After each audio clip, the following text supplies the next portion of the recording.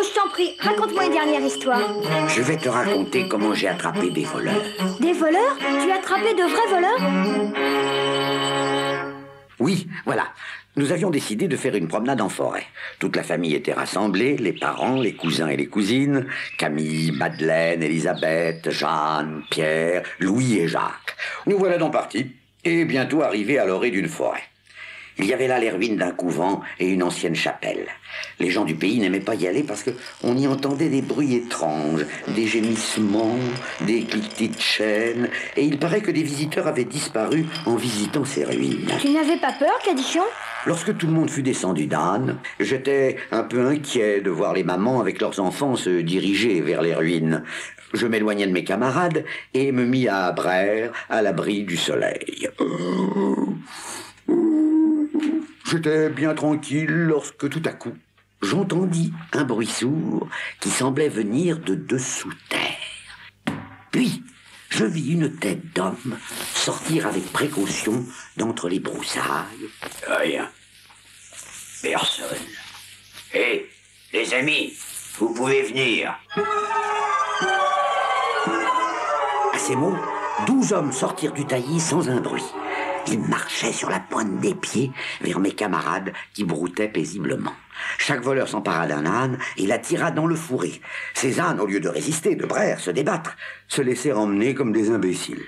Les hommes les firent entrer dans le souterrain et j'entendis le bruit sourd de leurs sabots. Puis, ce fut le silence. Je venais de comprendre le mystère de ces ruines qui effrayaient tout le pays. Mais qu'as-tu fait pour capturer les voleurs, Cadichon? Quand j'entendis les voix des enfants qui appelaient leur âne, j'accourus pour les empêcher d'approcher de l'entrée du souterrain. Papa!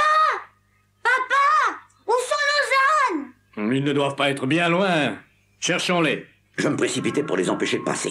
Ils voulurent m'écarter, mais j'insistais et leur barrais le chemin.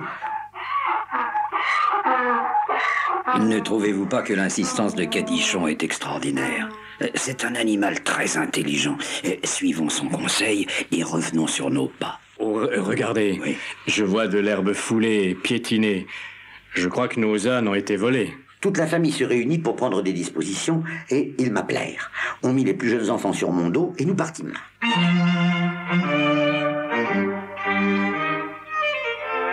Quand nous arrivâmes à la maison, tout le monde à pied et moi, Cadichon, portant les enfants, nous fîmes sensation. Les hommes de la famille allèrent à la gendarmerie et revinrent avec un officier et 6 gendarmes armés de pistolets. Puis, ils m'emmenèrent à la recherche des voleurs. Le jour commençait à tomber quand nous arrivâmes près du souterrain. J'empêchai les gendarmes d'avancer. Je crois que Cadichon ne veut pas que l'on se montre maintenant. Cachons-nous. Je m'approchai de l'entrée du souterrain et me mis à braire de toutes mes forces.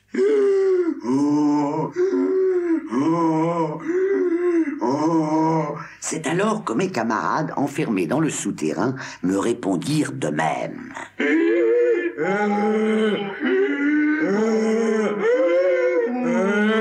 Je restais toujours à l'entrée quand je vis une tête d'homme regarder avec précaution. Voilà le coquin d'âne que nous n'avons pas pris ce matin. Cette fois, tu ne m'échapperas pas. Je reculais, il me suivit, je reculais encore, jusqu'à l'endroit où se cachaient les gendarmes, qui n'eurent qu'à attraper le voleur qu'ils garrottèrent. Je me remis près de l'entrée et recommençai à braire. Le second voleur fit comme le premier, et j'exécutais la même manœuvre. Je recommençai le manège 4 fois encore. 4 fois? Oui, jusqu'au 6e voleur. Mais il y en avait encore 6 autres dans le souterrain. Les gendarmes durent se battre avec eux. Nous trouvâmes mes camarades attachés, on les délivra, et ils se mirent à braire à l'unisson. Silence, les ânes! Laisse-le dire, c'est pour remercier Cadichon. Dans une partie du souterrain, les gendarmes trouvèrent des objets volés, et dans une autre, des prisonniers enfermés. C'étaient des voyageurs qui avaient disparu 2 ans auparavant en visitant les ruines. Les gendarmes les délivrèrent. Et les voleurs? Ils furent jugés et condamnés